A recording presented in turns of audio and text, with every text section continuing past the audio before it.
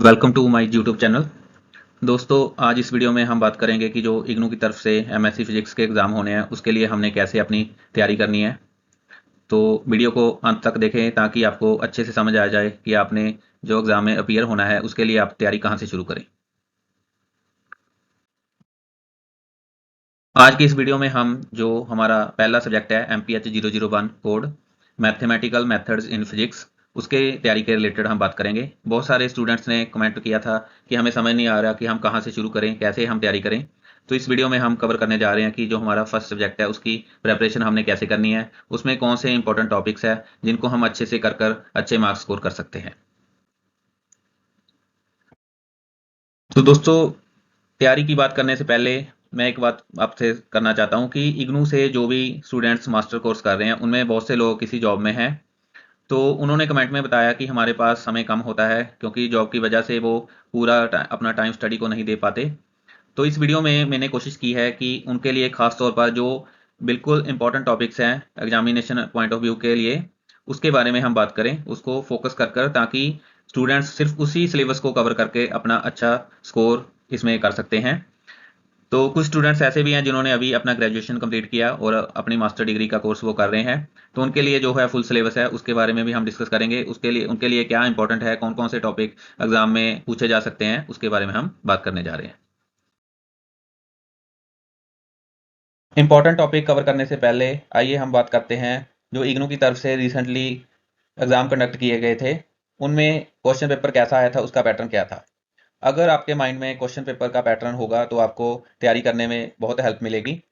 जो recent question paper था वो 50 मार्क्स का क्वेश्चन पेपर था जिसको 2 घंटे में हमने सॉल्व करना था। इसका सबसे बेनिफिशियल पॉइंट था इंटरनल चॉइस। आपको 8 क्वेश्चंस दिए गए थे जिसमें से आपने 5 क्वेश्चंस अटेम्प्ट करने थे। तो इस पॉइंट को अगर हम देखें तो अगर आपको कोई टॉपिक डिफिकल्ट लगता है तो आप उसको छोड़ सकते हैं। अगर उस छोड़े हुए सिलेबस में कोई क्वेश्चन आता है तो वो आपकी इंटरनल चॉइस में निकल जाएगा। तो इस पॉइंट को हमने इसका यूज करना है। आपने 5 क्वेश्चन अटेम्प्ट करने हैं, 8 क्वेश्चन आपको दिए होंगे। 8 से ज़्यादा भी क्वेश्चन दिए हो सकते हैं, 9 क्वेश्चन 10 क्वेश्चन भी दिए हो सकते हैं। तो वो डिपेंड करता है पेपर सेटर ने कैसे आपको इंटरनल चॉइस डाली है। लेकिन ये श्योर है कि आपको इंटरनल चॉइस मिलेगी। तो आपने 5 क्वेश्चन अटेम्प्ट करने होंगे। ये जो क्वेश्चन होंगे वो 10 मार्क्स का एक क्वेश्चन होगा। इसमें आगे सब पार्ट भी हो सकते हैं जैसे ए और बी पार्ट, जो दोनों 5-5 मार्क्स के होंगे। तो आपको ये पूरा कंप्लीट क्वेश्चन अटेम्प्ट करना होगा। तो आपको 5 क्वेश्चन अटेम्प्ट करने हैं, 10 मार्क्स का हर एक क्वेश्चन होगा। इससे इस तरह आपका जो क्वेश्चन पेपर है वो 50 मार्क्स का बन जाता है। अभी हम बात करते हैं कंप्लीट सिलेबस जो इस पेपर के लिए आना है।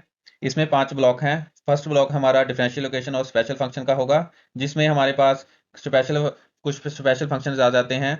जैसे हमारे पार्शियल डिफरेंशियल इक्वेशन है उसको सॉल्व करने वाला एक इंपॉर्टेंट टॉपिक है। इसके अलावा अलेक्जेंडर पॉलिनोमियल बेसल फंक्शन ये हमारे इंपॉर्टेंट टॉपिक है।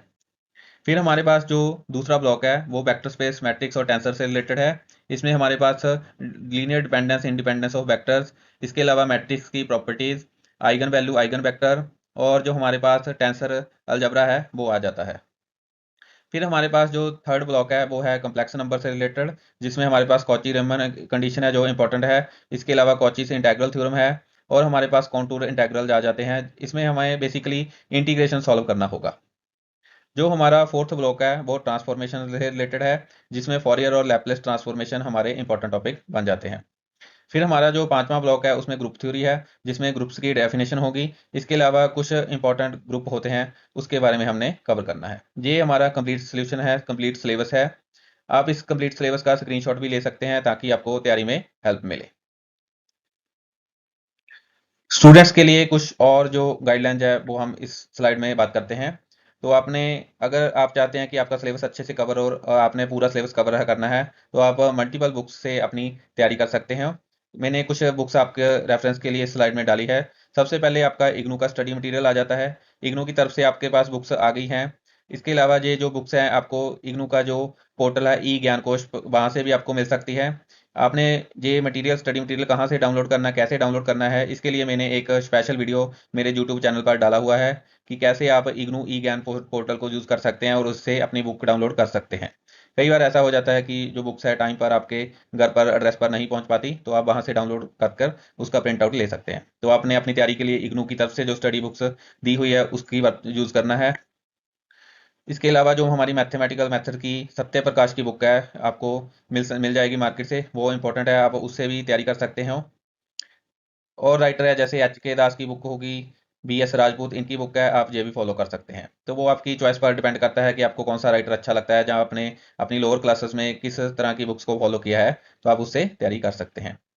और एक और बात, जैसे अदर ओपन यूनिवर्सिटी है, उनका स्टडी मटेरियल भी आप यूज़ कर सकते हैं। जैसे तमिलनाडु की ओपन यूनिवर्सिटी है, आप उसका स्टडी मटेरियल यूज़ कर सकते हैं। इसके अलावा हमारे पास कोटा की एक यूनिवर्सिटी है, उसकी आप उसका स्टडी मटेरियल है, आप वो भी यूज़ कर सकते हैं। तो इस स्टडी मटेरियल से आप अपना सिलेबस कवर कर सकते हैं। इस स्लाइड में हम एग्जाम की तैयारी के लिए जो अदर इंपॉर्टेंट टिप्स है उसके बारे में बात करेंगे। तो सबसे पहले आपका आ जाता है कंप्लीट थ्योरी एंड डेरिवेशंस। तो आपने जब भी अपनी तैयारी करनी है, तो जो आपकी बुक्स है उसमें जो थ्योरी दी हुई है उसको अच्छे से पढ़ना है, और फिर जो डेरिवेशन दी हुई है वो खुद से करनी है। उसमें क्या होता है कि बुक्स में जो डेरिवेशन दी होती है, कभी कई बार उसमें कुछ ना कुछ स्टेप मिस किए होते हैं, तो अगर आप खुद से उसको सॉल्व करेंगे तो आपको वो पूरा टॉपिक, पूरी डेरिवेशन आपको क्लियर हो जाएगी। फिर आ जाता है अपने खुद से नोट्स बनाने। जब आप किसी टॉपिक को खुद से लिखेंगे, खुद से उसके नोट्स बनाएंगे, तो आपको अच्छे से वो टॉपिक समझ आ जाएगा और आपके दिमाग में भी रहेगा जब आप उसको खुद से करेंगे, खुद से लिखेंगे। फिर जो हमारा नेक्स्ट पॉइंट आ जाता है, जो इग्नू की तरफ से हमारे पास बुक्स आई हैं, उन बुक्स में आपको बहुत सारी एग्जांपल दी हुई हैं, आप उन सॉल्व्ड एग्जांपल्स को खुद से सॉल्व करके देखें। और जब भी आप किसी टॉपिक को कवर करते हैं, तो उसके उसके लास्ट में आपको SAQ, सेल्फ असेसमेंट क्वेश्चंस दिए हुए हैं, आप उनको सॉल्व कर कर देखें। जब आपका एक चैप्टर पूरा कंप्लीट हो जाता है, तो उसके लास्ट में आपके पास टर्मिनल क्वेश्चंस दिए हुए हैं, आप उन टर्मिनल क्वेश्चंस को भी सॉल्व कर कर देखें। फिर हमारे पास आ जाता है नेक्स्ट पॉइंट, जिसमें आपने क्या करना है, जो इग्नू की तरफ से असाइनमेंट्स आई हुई हैं उनको आप इग्नू की वेबसाइट से डाउनलोड कर लीजिए। तो आप उन असाइनमेंट्स को खुद से सॉल्व कर कर देखें, उसके क्वेश्चंस को जब आप सॉल्व करोगे तो आपका ऑटोमेटिकली जो कंप्लीट सिलेबस है वो कवर हो जाएगा। फिर है जो इग्नू ने लास्ट ईयर में लास्ट क्वेश्चन पेपर आपको दिया हुआ है, आप उसको सॉल्व करें। उस क्वेश्चन पेपर को जब आप सॉल्व करोगे तो आपको अच्छे से अपनी तैयारी करने में हेल्प होगी। नेक्स्ट जो इंपॉर्टेंट पॉइंट है वो है रिटन प्रैक्टिस। जब भी आप किसी टॉपिक को रीड कर रहे हैं, तो आप जब उसको पढ़ेंगे तो आपको लगता है कि आपने वो अच्छे से कर लिया, लेकिन जब आप उसको खुद से लिख कर देखोगे तो आपको क्लियर होगा कि आपको उसमें से कितना टॉपिक याद रहा। तो यदि आप किसी एक टॉपिक को 3-4 बार लिख कर देखोगे तो आपकी रिटन प्रैक्टिस अच्छी हो जाएगी, तो तब आप एग्जाम में किसी भी टॉपिक को नहीं भूलोगे। तो ये दोस्तों हमारे पास कुछ इंपॉर्टेंट जो हमारे टिप्स थे, जिसको अगर आप अच्छे से फॉलो करोगे तो आप अपने अच्छे मार्क्स स्कोर कर सकते हैं। अभी जो मैं इस स्लाइड में बात करूंगा वो मोस्ट मोस्ट इंपॉर्टेंट है इस वीडियो का, कि जो लोग जॉब में है, वर्किंग प्रोफेशनल्स हैं, क्योंकि उनके पास समय कम होता है, तो उन्होंने अपनी तैयारी कैसे करनी है। तो इस जो स्लाइड है हमारी, इसमें हम सिर्फ इंपॉर्टेंट टॉपिक्स के बारे में बात करेंगे। ये सभी के लिए है, जो स्टूडेंट्स तैयारी कर रहे हैं उनके लिए इंपॉर्टेंट टॉपिक्स हैं। तो सबसे पहले हम इसको सिलेबस को ऐसे हमने इसमें डाला है स्लाइड में, कि जो सबसे पहले ईजी टॉपिक्स हैं वो हमने आगे रखे हैं। तो जो हमारा मैथमेटिकल मेथड का हमारा सब्जेक्ट है, उसका जो सबसे ईजी पोर्शन है वो हमारा टॉपिक आ जाता है मैट्रिक्स वाला। तो इस vector space matrix and tensor में जो इंपॉर्टेंट टॉपिक्स हैं, एक्सपेक्टेड हम उसको कह सकते हैं, वो सबसे पहले आता है linear dependent and independent of vectors. आपको जैसे 2-3 वेक्टर्स दिए होंगे, आपने शो करना होगा कि चाहे लीनियर डिपेंडेंट है या इंडिपेंडेंट है। ये टॉपिक आपका इंपॉर्टेंट है। फिर हमारे पास जो इंपॉर्टेंट टॉपिक आ जाता है वो हमारे मैट्रिक्स का जो सिलेबस है, उसमें आपने आइगन वैल्यू फाइंड आउट करनी, उसके correspondence eigen vector find out करना। इसके अलावा प्रॉपर्टीज ऑफ मैट्रिक्स, ये हमारे मैट्रिक्स के इंपॉर्टेंट टॉपिक्स आ जाते हैं। ये बिल्कुल ईजी हैं दोस्तों, आप अच्छे से इसको कर सकते हैं। फिर नेक्स्ट हमारे पास जो टेंसर अलजबरा है उसके कुछ इंपॉर्टेंट टॉपिक्स आ जाते हैं, जिसमें आ जाता है movement of inertia tensor, covariant and contravariant tensor. ये हमारा मोस्ट इंपॉर्टेंट टॉपिक है टेंसर अलजबरा का। और एक क्वेश्चन है GIJ टेंसर ऑफ रैंक 2, इसको आप कवर कर सकते हैं, बिल्कुल ईजी आपका टॉपिक्स ये हो जाते हैं। तो ये थे हमारे vector space matrix and tensor के इंपॉर्टेंट टॉपिक। फिर हम इसके नेक्स्ट बात करते हैं कम्प्लेक्स नंबर के टॉपिक्स की। इनमें से आप कर सकते हैं analytic functions, Cauchy Riemann condition, Cauchy से इंटेग्रल थ्योरम, और जो most important and expected topic है वो है कॉन्टूर इंटेग्रल।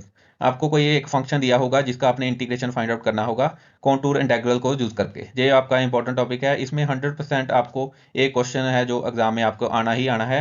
तो इस टॉपिक को आपने अच्छे से कवर करना है। और एक हमारे पास रेसिड्यू थ्योरम होती है जो कि इंटीग्रेशन को सॉल्व करने के लिए यूज़ की जाती है। इसमें से भी आपके पास एक क्वेश्चन बन सकता है। तो अगर आपने ये कम्प्लेक्स एनालिसिस बिल्कुल ईजी और सिंपल टॉपिक है, इसको आप कवर करना है, तो आपको ने इन जो टॉपिक्स दिए हुए हैं इनको आप अच्छे से कर सकते हैं। और इसमें हमने जो खास टॉपिक का ध्यान रखना है वो है कॉन्टूर इंटेग्रल का। इसमें से आपके पास एक क्वेश्चन एग्जाम में आना ही आना है। नेक्स्ट हमारे पास आ जाता है टॉपिक ग्रुप थ्योरी में। तो ग्रुप थ्योरी में आपने ग्रुप्स की डेफिनेशन जस्ट पढ़नी है कि ग्रुप किसे बोलते हैं, वेरियस टाइप के ग्रुप्स हैं उनके बारे में हमने ब्रीफ में थोड़ा थोड़ा पढ़ लेना है। और एक हमारे पास जो परमुटेशन ग्रुप होता है S3 थ्री ऑर्डर का एक परमुटेशन ग्रुप होता है, उसकी प्रॉपर्टीज, उसकी प्रोडक्ट, इसके बारे में हमने कवर करना है। तो ये हमारे ग्रुप थ्योरी के इंपॉर्टेंट टॉपिक हो गए। नेक्स्ट हमारे पास आ जाती है फॉरियर और लैपलेस ट्रांसफॉर्मेशन। तो इसमें हमने properties of फॉरियर transform, properties of Laplace transformation, ये दोनों हमने इन प्रॉपर्टीज को अच्छे से पढ़ना है, याद रखना है, इनको कैसे यूज करना है, ये टॉपिक कवर करेंगे।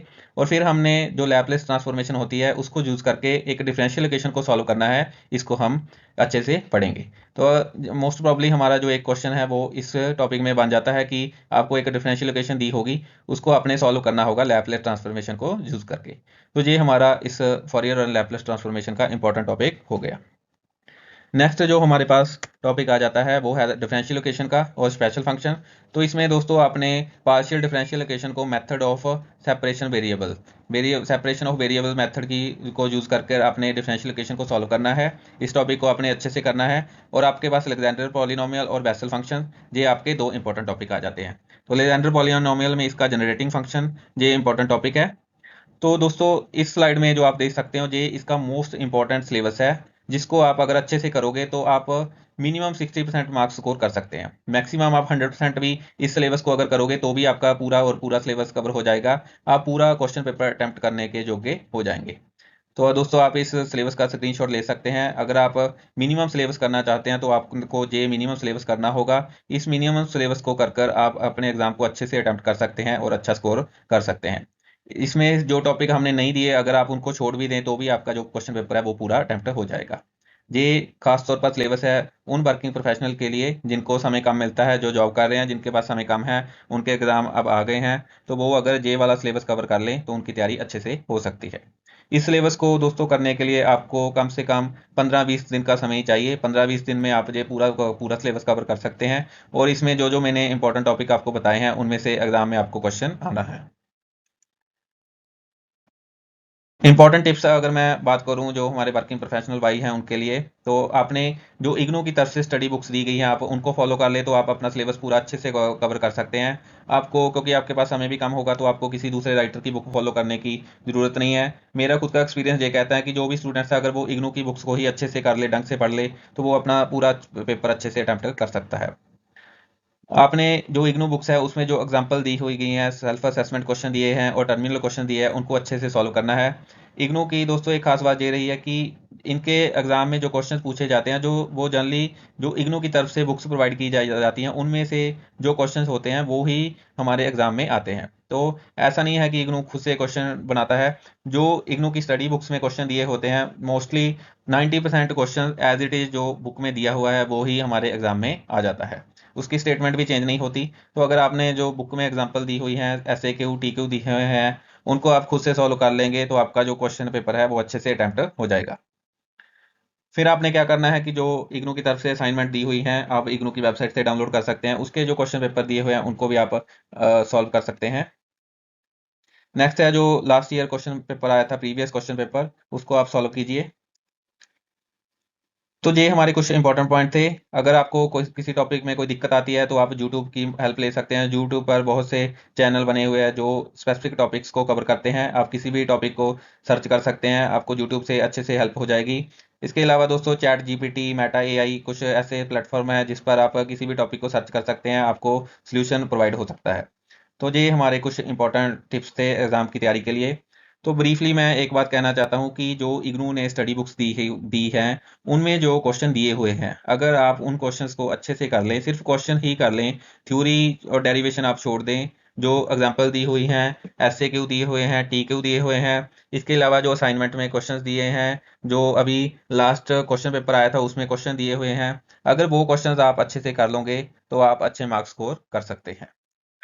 तो दोस्तों इस वीडियो में मैंने जो मैथमेटिकल मेथड्स ऑफ फिजिक्स का पेपर था उसमें जो मिनिमम सिलेबस इंपॉर्टेंट सिलेबस आपने करना है कैसे कैसे वो आप कर सकते हैं उसके बारे में बात की थी।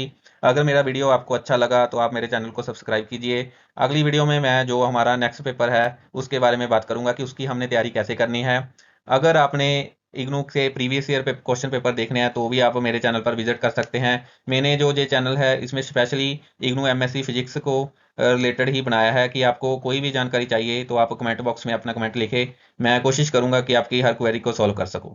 तो मेरी वीडियो को देखने के लिए शुक्रिया दोस्तों। मेरे चैनल को सब्सक्राइब कीजिए ताकि मैं अच्छी अच्छी वीडियो अपने के लिए बनाता रहूं। धन्यवाद।